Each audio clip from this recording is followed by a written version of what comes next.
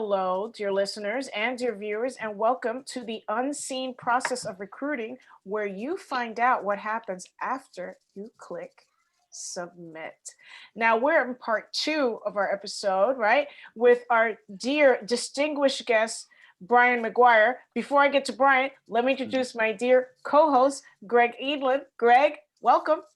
Hey, Michelle. Happy Thanksgiving Eve. Same to you. Same to you and your family, Greg. And welcome Thank you. back, Brian. Thank you. Happy to be here. Excited to be here. It's great to have you over there in Wisconsin. A lot of stuff happening in Wisconsin, but we'll stick to recruiting for today. We talked about agency versus corporate recruiting last week. Let's build on that, right? And just talk about the topics around it.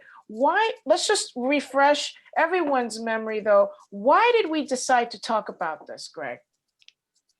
Because I think it's really important for job seekers to understand the different approaches on applying for a job. I think it's important for them to realize there's different angles of getting a new position. And I think they should just be educated in all angles and all paths to a position. I agree. Brian, did you want to add to that? No, I think Greg's absolutely right. As a job seeker, you need to know what role the recruiter is playing throughout your interview process, or even before you get to an interview, I guess. That's exactly right. So the goal here is to educate you, the viewer, you, the listener, on what to know when you submit and after you click submit. Let's go straight to myths, right? Let's dispel some of these misconceptions about what agencies do. Greg, what's your first topic? What's your first item? Sure. I think sometimes the biggest feedback or the most frequent feedback I hear being on the agency side is sometimes candidates are hesitant to work with us because they feel like we hurt their chances of getting a position. And that's a question I'm probably going to flip on Brian, since he's worked as recruiting for companies.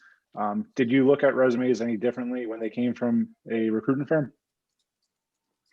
No, I think typically when an organization engages an agency, it's because they don't have the resumes coming in to them for the role, or they want to have someone who's an expert at sourcing and searching facilitate the job search. So typically I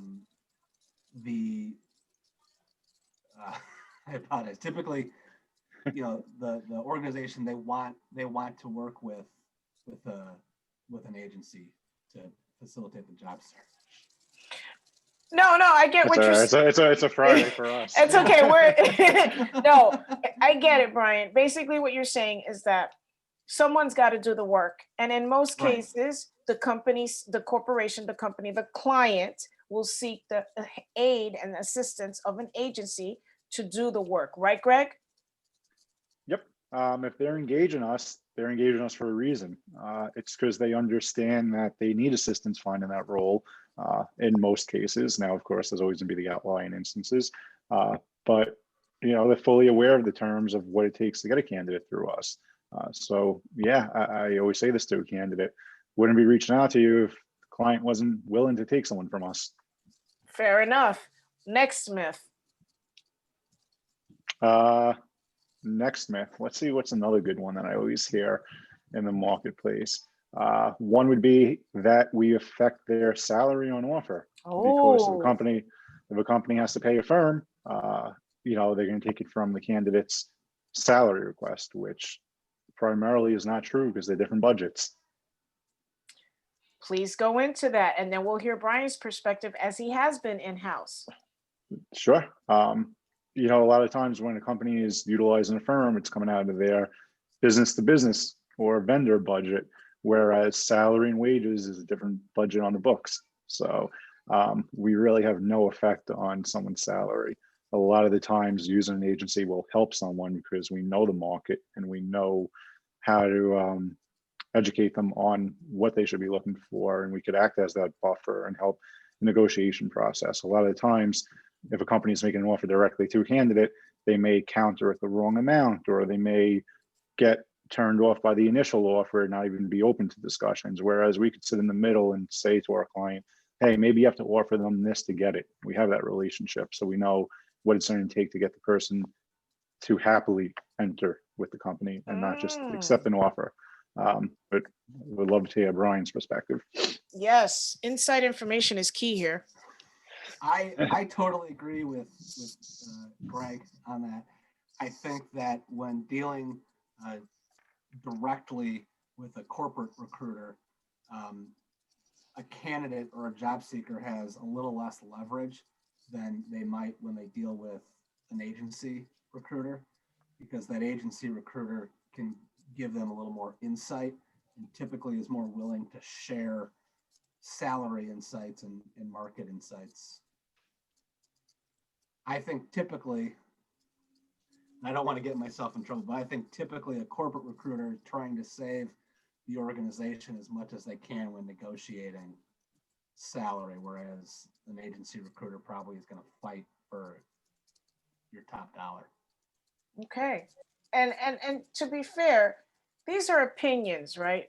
To your audience. These are the thoughts that we're giving you from the perspective of context, from experience, right? Determine what best is applicable for you and then apply it, right? So that's a little disclaimer here.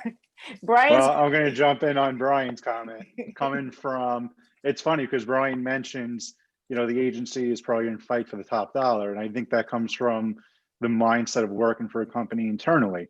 A lot of the times they'll look at it and they'll say the agency is going for the top dollar, whereas I'm not going to say we go for the top dollar. We're going for the long term. We're going for what's going to keep that candidate happy from the start, which, at times may mean a higher compensation because you're starting out on the right foot, whether it's a $2,000 or $3,000 difference in salary.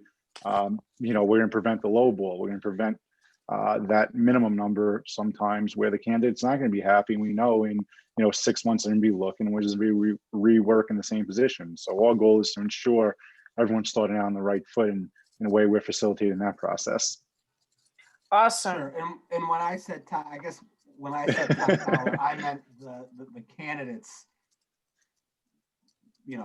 worth, not the top end of the salary range for a role. It's yeah, I got it. Okay. I wanted to make sure we had clarification for that one. Thank you both. Next myth I have here is beating the ATS. Sure. That one I'm going to field over Brian because that's not really a myth or a term I hear often. So that was one of Brian's brainchildren. Yeah, I see that a lot on LinkedIn chatter. A lot of, write a resume to beat the ATS. And I think what is key as an applicant or as a job seeker is apply to a job that you're qualified to apply to and highlight your skill set. But in my experience as a corporate recruiter, human eyes have always hit every resume that came through.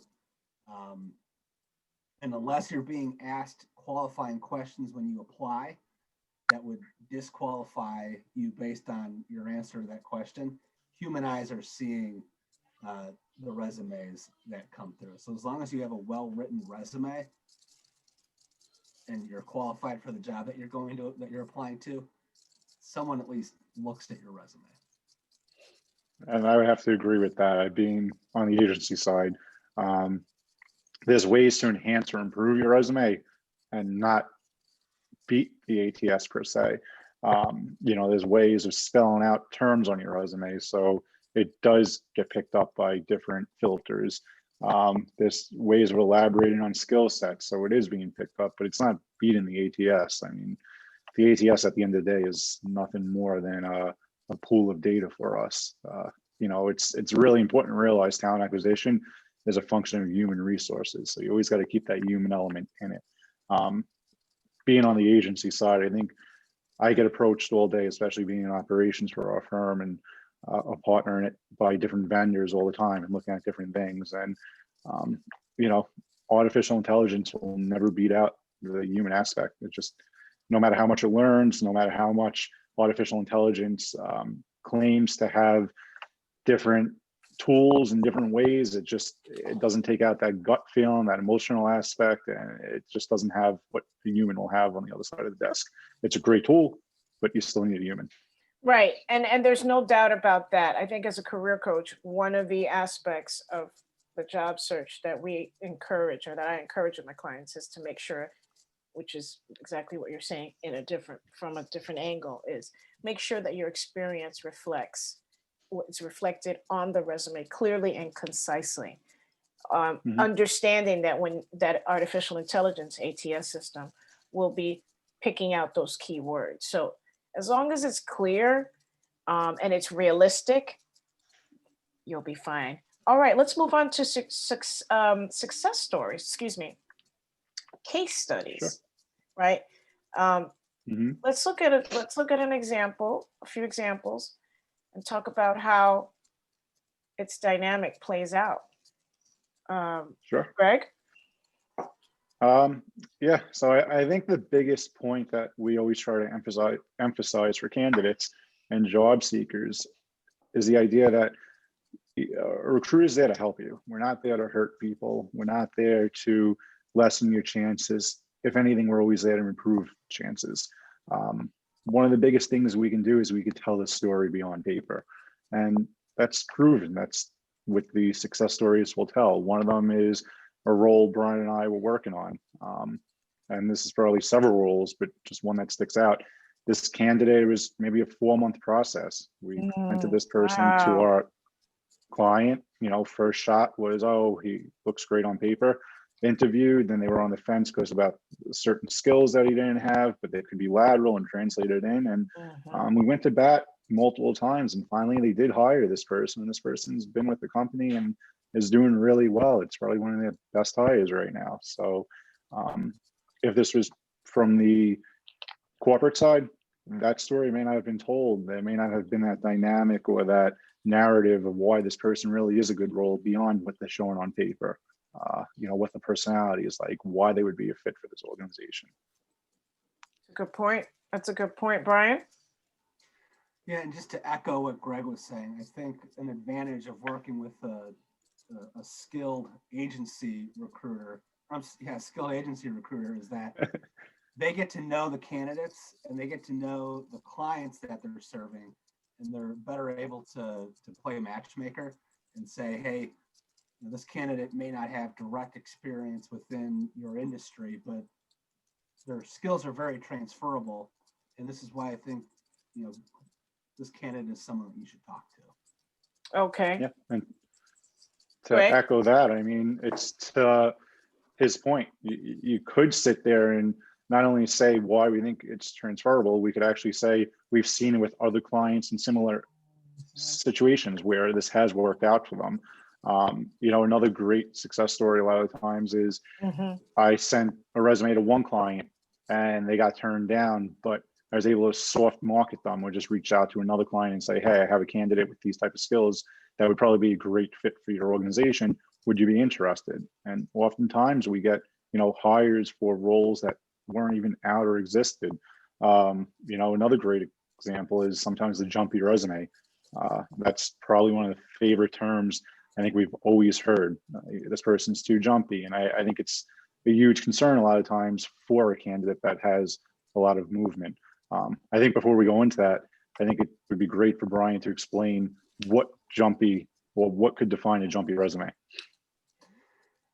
Totally. I think from a corporate recruiting perspective, a lot of times an in-house recruiter will be told to not consider a candidate that has had, and the number I usually hear is 3 roles within 5 years. Okay. And disqualify any candidate who has had more than 3 jobs in 5 years because that person is a job hopper. And to me, if you look, again, I think I mentioned this last time, if you look at my LinkedIn page or you looked at my resume, I've had a couple of short-term roles, and some of them have been contracts, and some of them, unfortunately, have been roles that just weren't the right fit. But to be able to have somebody on the agency side to tell that story and go beyond what's just on the paper is really important. Okay. I mean, that story was great for Brian to the point that we hired him. So we act on what we preach. Sometimes the job hopping is reasons to it, there's validity. I mean, I had a candidate a few months ago, had 3 jobs in 3 years, maybe even 4. And each one really was valid. One was a family business. He no longer spoke to his family. Another one was a company that folded. Another one, he wasn't getting paid. So he wound up getting hired. I was able to make that push to the company, and now they love this person. This person's doing really well.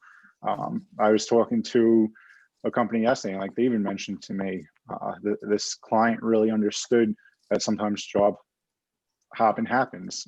They had someone who was at a role for a really long time, and then the next 2 roles were short term.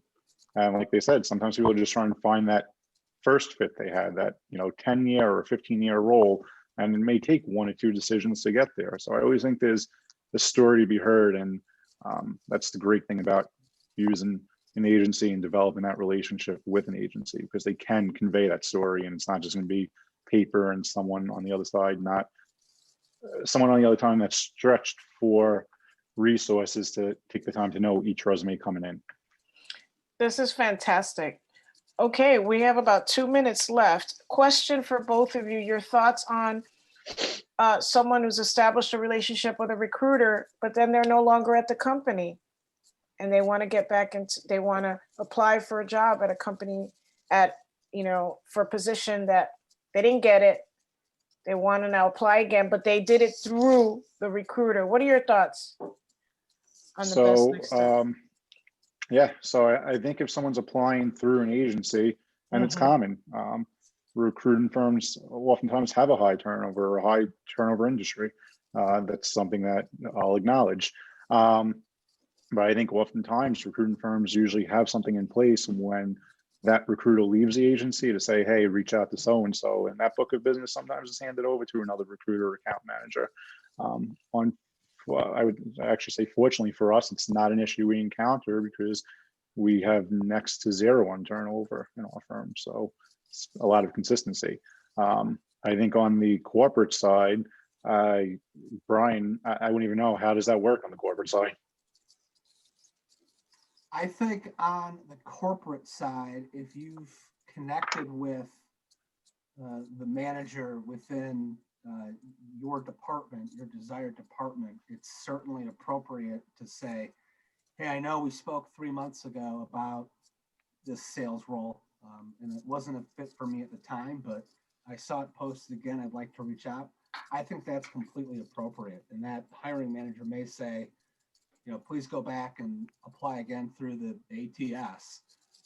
But on the corporate side, I think it's totally appropriate if you've established a relationship with someone there to send an email or pick up the phone and make a call, because that might give you the push you need to get through the ATS. I think it's distinguished. Yep. That's fantastic. Well, any final thoughts before we close, gentlemen? I think, I always love these conversations. I think it's always good to have the flow back and forth and bounce off different approaches and ideas. At the end of the day, we're all trying to be a resource for anyone listening and anyone watching. Our goal, again, is to help as much as possible and not hinder. So I think anything we say is just full honesty and transparency. And we thank you for that, Greg and Brian. Brian, thank you so much for joining us for a second episode, second part 2.